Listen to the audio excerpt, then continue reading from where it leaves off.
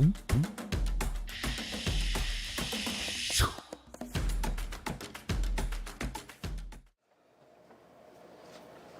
we are. Oh wait, we're on the right side. Are we here? We're here. Hello. But you're not far enough over there underneath your name. See your name over there? Okay. Yeah. Can you move over there underneath your name so that I'll we do look? my best to get under my name.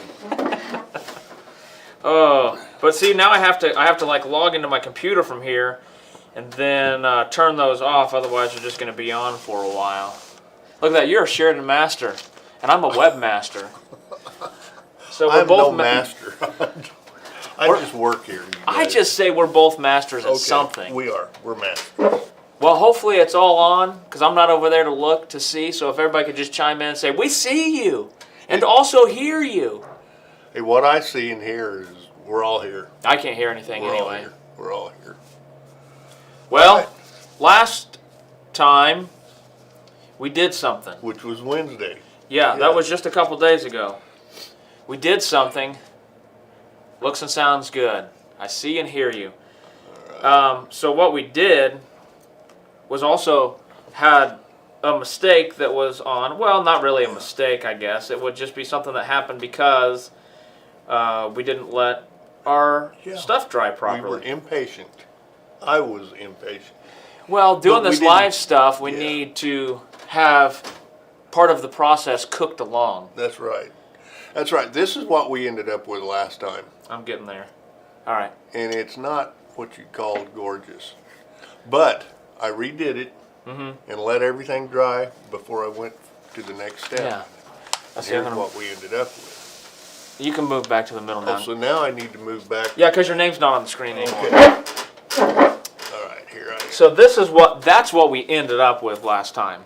This is called you don't let your stuff dry long enough, and you got bleeditures. Bleeditures, okay, good term. When you let it dry properly, you have a great finished looking product. Green's a little more muted in this one. What did they say in the movie? You have a more harmonious outcome. A more harmonious outcome. Yes. Man. People are gonna, if you keep talking like that, they're gonna tune in for more than just leather work. Yes. All right, so that was with the Fenici water stain. If you need that, the links are in it below. So today we are not going to be doing the water stain. We're going to set these aside because we did them. Yeah, we're going to use. Which Fiebing. coaster? Do you know what coaster number this is? I believe this is number 2. Oh, that's good because I think we were going to go 1, 2, 3, and 4 and do them in but order. we aren't. Sweet. We are today. We're 1 and 2 Oh, today. great. Next week's another Next week we're doing 4. Oh, and then we'll do 3. We'll do 3 last. So next week we'll do Angelus. No, we're doing yes, next week is Angelus. I thought those looked like Fiebing bottles. This is Fiebings today. So hopefully we'll have an outcome. We're going to be using the Fiebings Pro Dye and also just some leather dye, also the RTC, and then we have the mahogany antique finish in paste version, not gel. Yeah. Yeah, we're just kind of trying to skip around and do different things. So this is going to be finishing our Herman Oak leather with the Fiebings dye and paste. Yes. Okay. First off, I need to oil this, which I forgot the neat's foot oil, and we don't have any here, do we? Well, you want to talk about, while I run to go get neat's foot oil, can you talk a little bit about the different oiling techniques and what the oiling techniques might be? Yeah. Don't use motor oil. Yeah. You can use basically a lot of different kinds of oil. A vegetable oil all works good. I'd always heard that peanut oil you don't want to use because the mice will get to it and chew it because they love peanut oil. But there's a very, very capable saddle maker that uses peanut oil all the time, and he has good luck with it, and his saddles last as long as he does. Here in the store, I use neat's foot oil because that's what we sell, but at home, I might use olive oil or canola oil or any sort of vegetable oil will do well. Originally, neat's foot oil was rendered from hooves and shin bones. That's what it says in the dictionary. Now I imagine it's just animal fat of some sort. Yeah. You know, but that makes no difference. An oil of any sort is pretty good. But I'm going to take and just give this a very light coat. While you do that and you talk about that, I'm going to get Facebook pulled up over here on our screen. Okay. Now I say this is a light coat, and Liz told me that it looked like I was putting on a heavy coat. The thing is, you don't want to just saturate your leather. I don't want to sit here and get another glob of this oil on here and do it again, and then do it again till it all turns really nice and dark, because nice and dark isn't what we're after. Right now, a lot of people would let this set overnight, but the oil will dissipate on its own. It'll actually kind of bleed through the leather, and overnight it will actually leach all the way through. But that's pretty good, just like we've got it. So let's go start dyeing this thing. I've got an orange. It's a regular Fiebing's leather dye in an orange. I've got another in a burgundy, and I've got just a plain green, and then I've got a dark chocolate oil dye. And the reason I picked the oil dye for this is because that's what I had on my bench, and it was a brown color, which is what I want. So. But for what we're doing today, I would say any sort of spirit dye will do well. So let's start with the orange and paint this flower orange. And I'm going to just get a little bit of this orange dye in this dropper here and put it in a cup, so that way if I have an accident it won't be huge. And as we get to this dyeing process here, how long should we wait for our dye to dry? Ideally, you know, till it's dry. It just depends on the temperature and humidity and everything. But I'm going to say let it dry overnight. But most of the time that's not really necessary. Just a couple or 3 hours, unless it's really humid and pretty chilly. You know, that will slow the drying process down. But for this, what I'm going to do today, I've already got a piece that's dyed and has the resist on it because I wanted everything to be good and dry so we didn't end up with a faux pas like we had last Wednesday. But for this, I'm going to just start painting this now. I'm going to paint the flower this orange.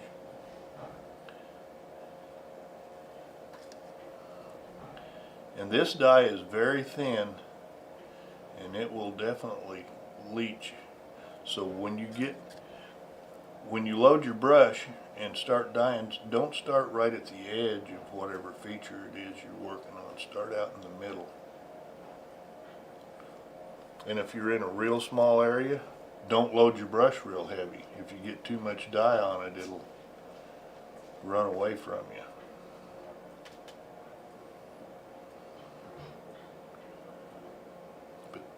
But this, people say, do you need 2 coats? What I'm doing is I'm just saturating it pretty good this first coat, and I don't think another coat will make any difference at all. So. Does a cold shop affect how well the oil takes to the leather? Yes, yes. A lot of people will take and heat their oil. Yep. Makes for one thing, if you heat your leather and your oil, it'll really, that leather will really soak it up. You can take like a glass jar or a coffee cup, something like that, maybe like a mug warmer or a candle warmer, and set your oil on it and get it warmed back up. Mm-hmm. Yeah, when I was in Colorado, I had a little. It was a little miniature crock pot, which was really cool. I just fill it up with oil in the morning. One of those paraffin wax melters. You can put your oil in there. I would say that would work perfect. Omar Leathercraft says something in a language that I can't read. Let me see if I can translate it.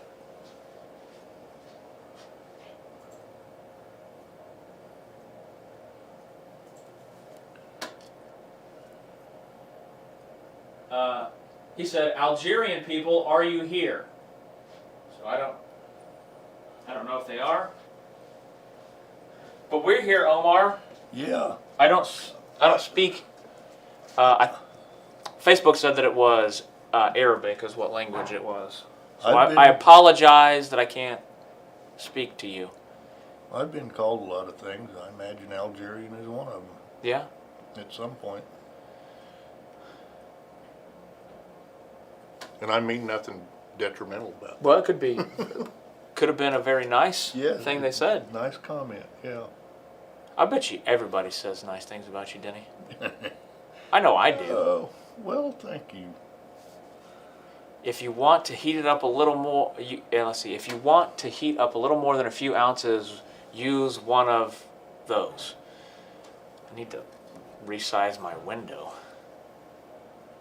Ralph says I bought those felt pins and I put dye in it. Yeah, we have a couple pins that you can put dye in as well. Have you used those dyeing pins? The dyeing pins themselves, no. We do have a set of leather markers that I have used quite a bit. But the dyeing pins would be good. In fact, Ryan said, why don't you do that? Because I've never done it before, and I have a hard enough time doing what I know how to do. For sure. But that doesn't mean I shouldn't experiment. I guess maybe I should. I just don't want to do it in front of everybody. Oh, Robin was saying about a fondue crock pot. And then Omar said, yes, I just invited my friends, Algerian craftsmen, to watch here. All right. Very cool. We welcome you in and appreciate you sharing our video for everybody too. Hello to Shandon. So if you don't know, we're live on Facebook, we're live on Twitch, and we're also live on YouTube. And all those places, you can share the video. My stepdaughter lives in New Zealand, and I've been seeing on Facebook lately a fellow from New Zealand's been writing in on. I'm not sure if it's been on Friends of Springfield Leather or another site. Yeah. See, but I wonder if there are any other leather craftsmen in New Zealand. Or just anywhere. Where's everybody from? Where's it? We know that Omar is somewhere from Algerian. What time is it in Algeria? Probably nighttime. I know in Germany it's around dinner time, 6 or so. I believe in New Zealand it's around 2 a.m. somewhere around those parts. You've got St. Louis, Florida, Colorado, Canada. Omar says it's 1813, which is 6 in the evening. Arizona, Montana, Northwest Connecticut. Finishing breakfast in California, New Jersey, Seattle, Norway. It's getting Scandinavian in here. Oh boy. Knights Ferry, Northeast Pennsylvania, Alabama. Hey, thanks for the first time chat there. Gory, Gory. I don't know what that. The thing with, I don't know. It's hard to with the Twitch. It's MKGR3 Gory. Dean's in a big white house. Probably not the White House. All right. Now I'm going to do the foliage in green, but when I did the other one that's already dry, I used straight green. But I'm going to thin this out a little bit. So how are you going to thin your Fiebings? I'm going to use dye reducer. Dye reducer. You bring it in here in a bottle? I brought it in here in a bottle. Very good. Right here. Dye reducer. Fiebings dye reducer, and our number on it is 34-210303. So that's the thing with the Fiebings. You're not going to be able to reduce it with water because it's not water-based like we did last time. Right. This is Mary alcohol. Gregory. Yeah, what does that smell like it has in it? Alcohol? Alcohol? Yeah. I guess I can read it. can read it and tell you what it has in it. But I'm going to reduce it quite a bit because I don't want it to be all that bright. People from all over today.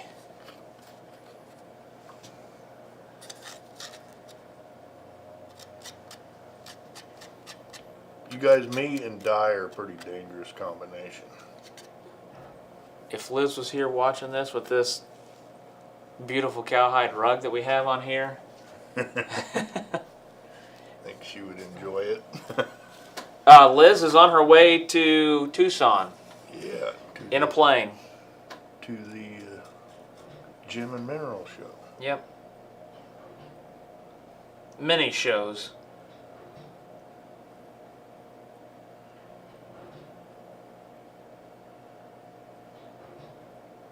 This still looks pretty bright, but I think when it dries out, it will lighten considerably compared to the way I had it. Yeah, You- Toussaint. She's on her way to Toussaint.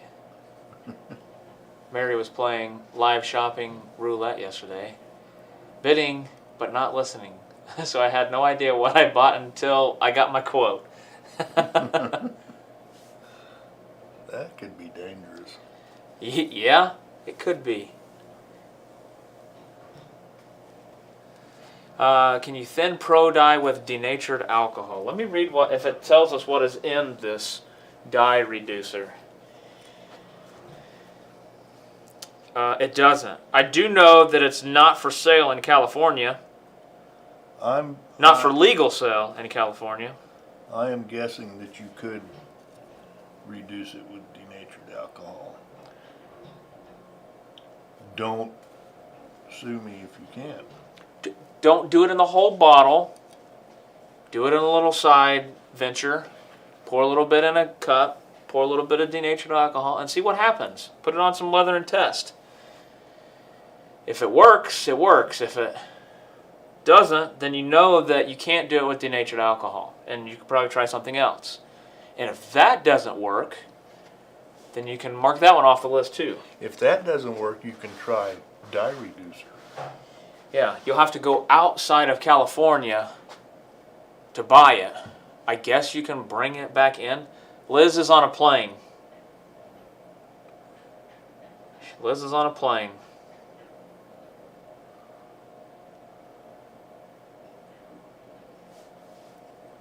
So nothing really crazy that's going on here. We're just doing the painting. There's nothing really to. When Liz gets back, though, we've got a really neat project we're going to work on. It's a beehive. Oh yeah, the hexagon. Yeah. The hexagon thing. Yeah. I've got it started. I'm kind of excited about it. Kara says, shh, we don't talk about how we get it either, or how she gets it. Thank you, Denny, for showing us all this new stuff, says Judith. I've learned a lot from you. Well, good. I hope I didn't teach you any bad habits. Or none that you can't overcome. We did also, have some confirmation from somebody. I don't even know if you know this, Denny. I probably don't. What? Who made your mall? Ed LaBar. Guess who's coming to Springfield Leather? Ed LaBar. Ed LaBar is going to be coming in and joining us. When? Someday after today and before the end of December. Well, good. Because last time he was here, I believe it was the last time he was here, he sent me a mall, and that's been several years ago. Need a new one? No, Man, some of the new ones that he's been I doing would though love is a really new good. one, but I would be hard pressed to use any other than the one I've been using. So Omar, that's overseas in Algeria, there's no way to get Fiebings. It's so expensive, and he's testing Japanese items, antique finish and agent finish. I would assume would be like an alcohol-based finish. Nice, yeah. Okay, I'm gonna just try and kind of fade a little bit in each of these little So Ed will be here, much like Jim Linnell was. Not sure how long we have got it figured out, if he's going to be here for a whole week or if it's going to be maybe just a Friday. Not really quite sure yet. Liz has been setting it up, but I can check my email here and get some tentative dates that you guys can put in calendars, because we did talk to him about doing the Thursday class. Is he gonna? Oh, he's gonna do a clinic. We've talked about it so that people can be able to come in and meet him. It'll probably be open to around 20 students or so, like we did the last time. I don't think we were too crammed in here, were we? No, it worked out wonderfully. I thought. Right. Well, let me see if I can check my email.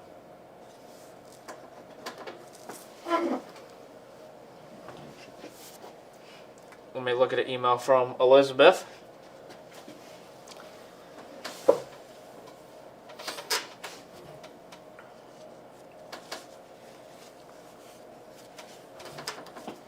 April 17th to the 21st.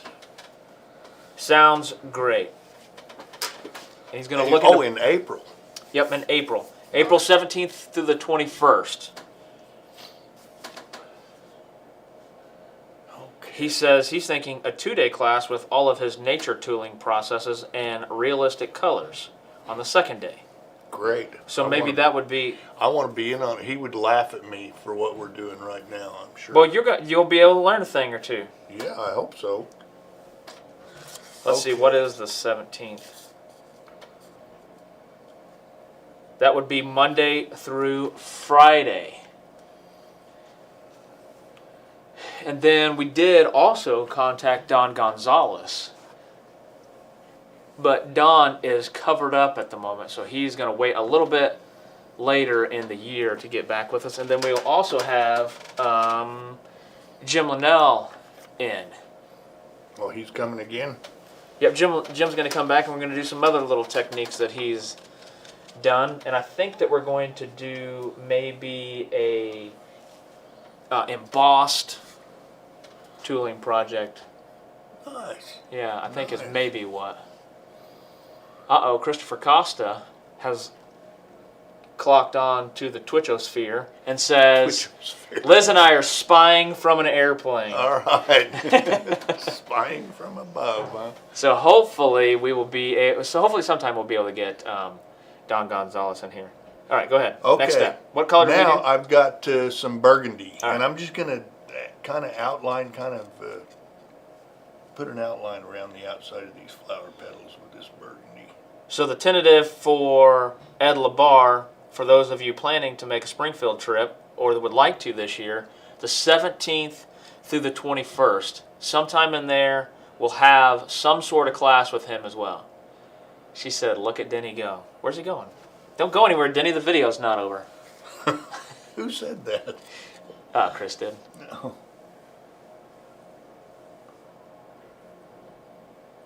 Omar is jealous of people being able to take classes from you. What do you think about sometime this year trying to do a virtual class with people, that they can also have their camera involved? It'd probably just be a class for 2 or 3. Yeah. We could do it basically just like when we were doing the video, only it would be where people could actually talk to me and ask me questions. Yeah, and well, I'd have to limit it to a smaller class than you normally do on a Saturday, just so I can manage it all and have you and answer their questions and show you all the work that they're doing too. Yeah, and that way I could critique and they could critique me back.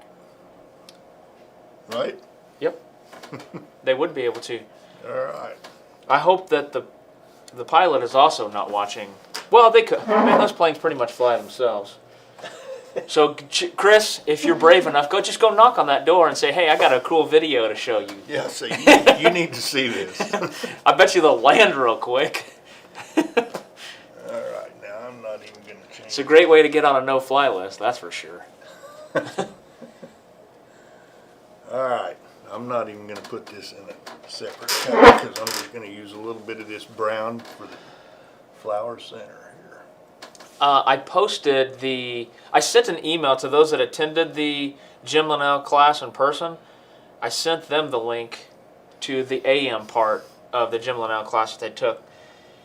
And then we need to try to figure out how we can work that out to get that all-day class for everybody too. It would probably be a paid class since all those students paid, and all the students that take the class other places are also paying. So I can't really do it for free. That would not be fair.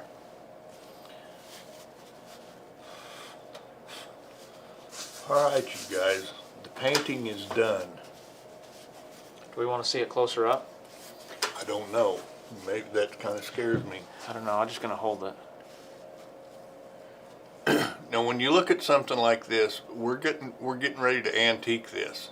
That's pretty true. The green's a little bit bright. The green is a little bit bright, but it's not okay. Oh, it's not as bright as we are on screen. Here's the one that's dried overnight. You didn't. And it is very dark. You did not reduce this one. No, I did not reduce the green on that. You want to try something with that? For instance, what? Nothing? Try nothing? Yeah. Okay. The reason that I went ahead and finished this one yesterday, put the finish on it, is because I wanted it to dry, because we're going to antique it now. And you'll be able to see the difference that you'll get after we antique it, because it looks kind of rough right now. Yep. Honestly. But I need a pair of gloves. All right. Here's one. It's either a left or a right. You pick. And then there's the other hand. This is a left, I'm pretty sure. Oh, yeah. Oh, here's. Luckily, you got it right. I was able to pull out one for each hand. And I need Salty Steel. 2 or 3 pieces of that paper towel. Salty Steel says, "Hey guys," or "Hi guys. I love Denny. He's the coolest dude I've never met." The coolest dude I've never met.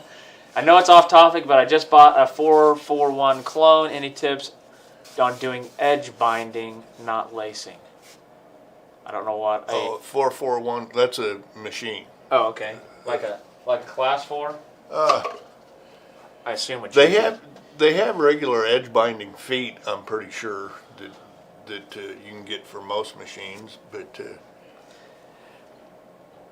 So this is the water stain. This is the Fiebings. Yes.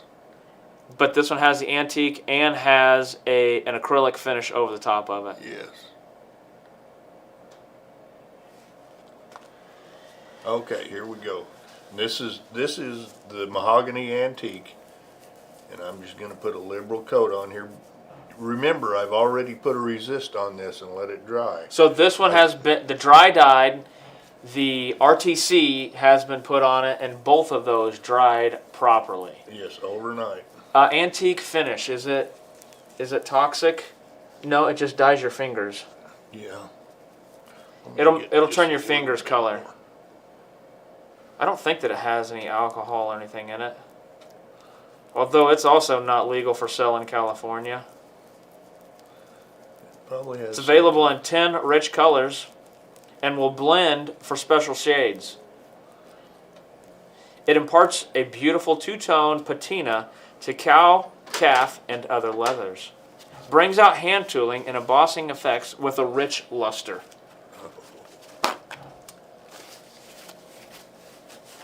What else you need? You need more paper towels?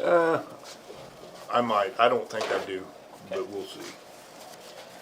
Now I'm just going to wipe this off. The water dye looks like it gives a smoother transition. Well, we'll see what happens once we get this paste all done. That is pretty good for covering up some of those other and a little bit of the blending. Have you considered setting up a subscription model where you have a collection of previous classes, training videos, like for $5 a month? Foxy Al, I like the name. Secondly, we have thought about all of that, but how to do it properly and do it well and not have the mistakes that we have in videos, like sound quality here and there or messing up shots.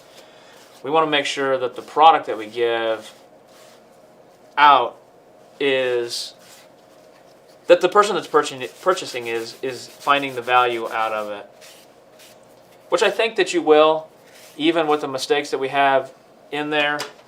Dang, that looks good. It does look good. I've seen you mess things up before, Denny, but this one you didn't. Speaking of which, there's one you messed up. Yeah. Speaking of, you wouldn't want me to do any tooling. We talked about this before. As many times that we have shot together, I can walk people through the steps of it, but if I was the one holding the tool and whacking it with a maul or a mallet, you know what? I think one of these days, you know what got you in trouble? I need to get together on video. Maybe even Liz too.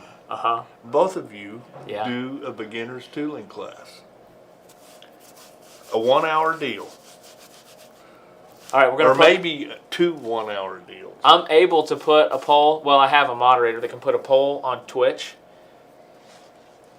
Liz and Tony taking the novice class live. Yes or no? Put up a poll on Twitch. I don't know that I can do that on YouTube.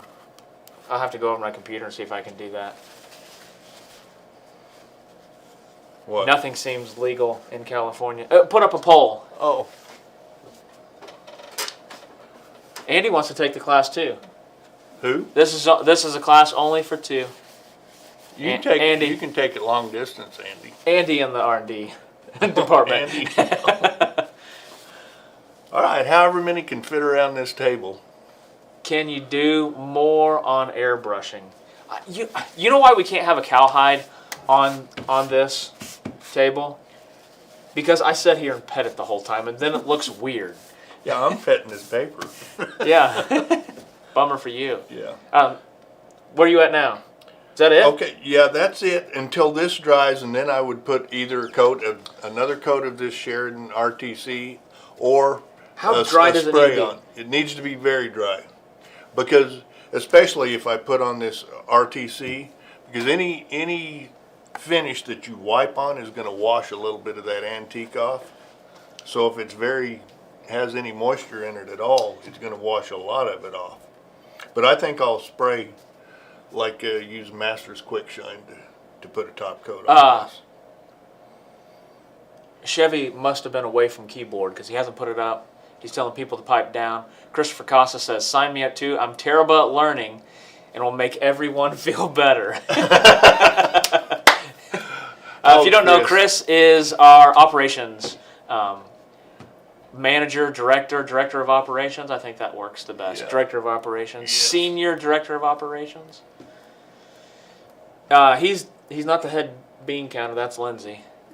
Yeah, but he pretty much runs the show when no one He's the head pop knotter. Yeah. So when people get out of line, he just goes and pops a knot on their head. Let's see. Definitely live tooling class. Yeah. I would love to do that with you guys. I may, I'm not going to say this live. I'm going to filter myself because Liz is listening, so I need to filter myself. So I'm not going to offer this yet or say anything about it. So, in my old age, I have been able to... We don't have any Masters Quick Shine. Filter myself. Do we?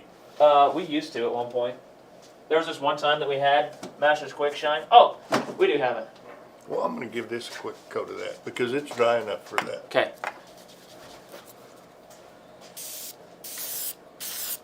Do this in a well-ventilated area. This is very well ventilated.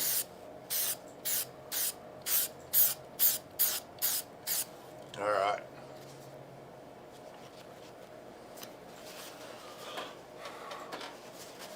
Now when this is pretty glossy right now, but when this Masters Quick Shine dries and flashes off, it won't be nearly that shiny.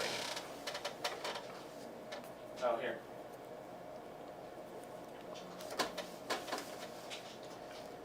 All right. there should be a live poll now on whatever that other one I just put on YouTube. There should be a live poll now on YouTube. Don't filter myself. It's not. It was just setting up a class. Look at that. Look at that little poll down there at the bottom. We got 15 votes on that. How cool is that? All right. God, we are so technological. Not me. Oh, all right. That was me that went over and did it. That was you, yes. It was mostly just setting up like a test class first to see if it would work with kind of some hand-picked people that I know that have the technology, and then maybe one that I know well that doesn't have the technology, to see how well it would be able to be set up. Does that make sense? Yeah. It does. Okay. All right, you guys, what we have here, this is the one I did last Wednesday that didn't work out well because I didn't let everything dry. This is the one I did later and did let everything dry and antiqued. This is the one that we started today. That we painted. Yeah, this is the one that I painted, but I have not put a finish on it yet. Right. And this is the one that I did the other day. Dried for 24 hours. Did let everything dry, and then I antiqued it today. So if you have a project that you're doing and this is the result that you get, and you're more going for this result of the antique part of it, you need to let it dry a little bit. Yeah. And then once it gets dried, if you can get to this, or you still didn't get to this, give us a shout and tell us the process that you're doing. You can call in, and Denny has a phone over. You can send him an email, but Denny's much like me, and we don't read email. That stuff's boring. So you can call on the phone and ask for him. Don't everybody call at once, or call right now. Don't call right now because he won't be able to take a call. Yeah. But hopefully this will get you a little bit better. And you can see by even letting it dry in here, drying the 24 hours, this one was the cooking showed one, so we did it beforehand. Yes, cooking. And then antiqued it there, and it filled yeah, all up we a little did bit today better. was antique it and put a top coat on it. But this one, after it dries a little bit, it would be ready to be antiqued and put a top coat on it, and we should end up with approximately the same thing. The thing you do have to realize, you guys, is every piece of leather is going to take your dye, your stain, your oil a little bit different, you know. And if you put a little more oil on one piece than you do another, you're going to have a little different shade. Yeah. You know, and a piece like this, if it's set out in the sun for 3 days before I did anything to it, and I did it and this one at the same time, I would have two different colors because of the light infraction that it gets. Mm-hmm. Is there any other pitfalls that you've had with dyeing and then antiquing that might be, or oversaturating with oil? Yeah. If you oversaturate something with oil, it's going to be spongy. It's going to be, I don't know if any of you guys that are listening today tool any leather, but if you try to tool it when it's too wet, it will get spongy and mushy. And that's the same thing that over-oiling will do. It'll make it spongy and mushy, and it will be that way for the rest of its life. So avoid over-oiling. If you want your leather a little darker, let it set out in the sun or let it set out in the light, and add a touch more oil later, but don't over-oil it. If you want it darker yet, you can dye it, I guess. The deal is, we're working with leather. We want it to look like leather. We don't want it to look like something else. So keep that in mind. What else? What other imparting things do you got? That's about all I've got right now. But, well, so the poll ended on YouTube, and it was 96% yes that Liz and I should do it. I think you should, and Chris is going to have to be involved too now. Yep. Let's see. Finding leather's sweet spot is hit or miss. And finding leather's sweet spot in this type of project, first you got to get your picking a quality leather to use it on. Mm-hmm. 2, getting your moisture content correct before you start tooling. This is just with your leather. Then 3, making sure that you let it dry properly before you oil. Correct. And then after your oil dries somewhat, or at least soaks in, your oil soaks in, then you're using quality dyes. Quality dyes are water stains. Let that dry. Then what? Then you resist. Then you resist, and hopefully your resist is up to par. And let that dry. Make sure you get your piece coated with your resist. Don't leave that splotchy. Make sure it's coated well. Then after your resist dries, then you got to make sure that you put your antique paste on properly in a circular motion, and then don't scrub it off. Lightly wipe it, and then resist again after that has soaked in and died. So there's a lot of really. It's simple, but when we try and tell you, it sounds a lot more involved. Yeah, there's a lot of steps that you can do differently than what we're doing here. These are just the tips that Denny has for the way that he does it every time, and that he is successful. And one of the things that he found with the Quick Shine that made him go with the RTC is that it was getting splotchy like this one was, and so he moved on to another one. So maybe it was something that they're doing with their batch of it that's not quite right. So he made a couple changes to his process. Yeah. All right, let's see if I have anything else question-wise. Michael was testing and said, can we post a picture of the 4 coasters like that on the SLC Facebook site? Yep, I'll put it on there. I'll put it on the Discord, which I shared with everybody. Well, I'll probably wait, Michael, until we get all the other ones done, and we'll just take one picture of them all together. And then we'll point everybody to the whole video series. Dean checked out. Waiting for everything to dry properly is the biggest thing that you can learn. What is your favorite resist? Your favorite resist right now has switched from Masters to RTC. Basically, any resist should work well as long as you get it applied right. Let your project dry properly before you put it on. Yeah. Let your resist dry properly after you put it on. Yeah. There are so many different products, and they all do basically the same thing, So I don't think product name has a lot to do with it. Oh, Carl, thank you for the reminder. I printed it out. I have it here. I was going to ask it. I'm glad you're here. Wait, Carl, don't go anywhere. So Carl, this will be the last thing that we finish up with. He has a perplexing question that he hopes that we can answer. Denny's getting this right now because I didn't take it to him earlier because I forgot. When I have a dark background, like the dog on the left, I usually highlight it with white. This picture does not actually show that effect. The fact that that much of my highlights seem to disappear because the camera is kind of making a glow on it. So what's a problem that you find whenever you put the resist using the Fiebings Resolene to seal it, that the highlights are seeming to disappear?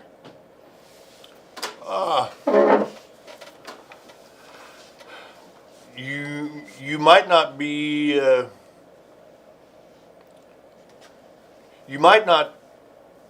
putting enough highlight on there. Okay. It might not be as prominent as it needs to be before you put that resist on. Well, so if you counteract the knowing that the Resolene in your situation is making it disappear a little bit, if you put it on a little bit heavier, then it'll make it disappear, but you'll have that little bit more that's left over that's there. And what if you, so the Angelus, if you are painting, I'm not sure what you're highlighting with.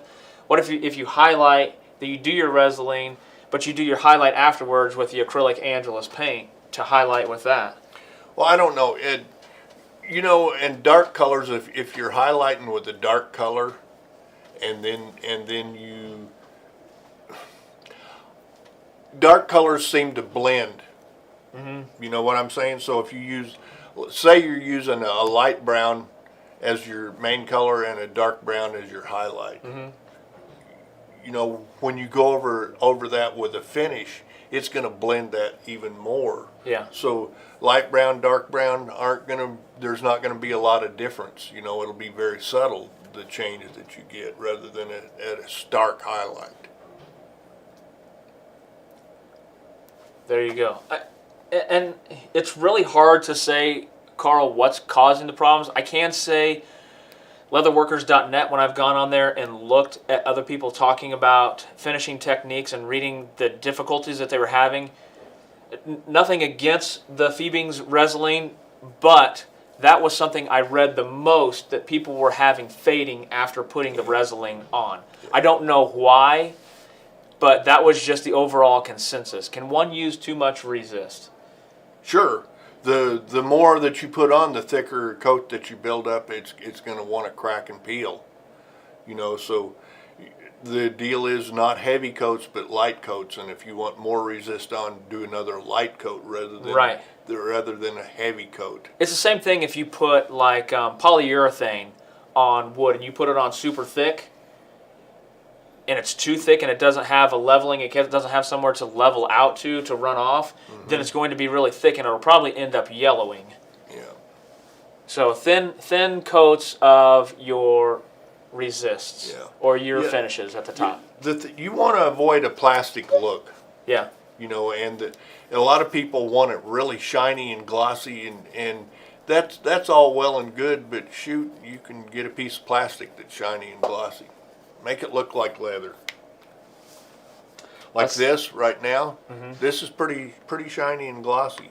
So I would actually probably take a little bit of paste saddle soap and go over that and knock that gloss off. Is there any other techniques of not making the dye leach so much? Dean was saying if you thin it, do not start all the way at the edge. But if you're using an alcohol-based dye, it's as thin as it's going to get, no matter how much reducer you put in it. It'll be the same. It's like water. Yeah. You know, so the only thing you can do is don't load your brush as much. Don't have as much dye in your brush. You know, dip it in your dye solution, and then maybe go to a paper towel and take a little bit of that off of your brush. But I think one of the keys, and you can even see it when you did this, you started inside a little bit to where you wanted the dye to all the way leach to, so that it would leach out to that, and you just slowly moved your brush to the edge. Yeah, and you have no idea how much dye that piece of leather is actually going to soak up. You know, because every spot of the leather is going to be a little bit different. Some spots are going to be a little softer and more porous than others. Yeah. So you've got to be very careful when you're dyeing a piece of leather with a brush is a dangerous situation. It's a dangerous act. It is. I used to dye the background on saddles, and I would, of course, when you do that, you have to ask more money for it. And the guy said, well, how much is this saddle? And I started going over, all the different options that I had on it. And I said, a dyed background. And he said, why in the world would you dye a background? And that kind of struck home with me. Why did I dye that background? Because that's one little slip of the brush and you can ruin a saddle fender that you've worked on for 8 hours, 8 hours down the drain. Then you just dye it all. You dye it all of that color, and then you sell black fenders. That's the choice you have. Yes. Yeah. I slipped too much. Now I got. Yeah. How do you feel about black fenders on your saddle? Yeah. But just be very careful with your dye. It's better to take a lot more time. Go over it over and over again. With a fairly dry brush than have one big splotch of dye that just sucks into the half of a flower, Yeah. All right, well, there's what we got this video for today. We'll be back on Wednesday to do Angelus dye and paints.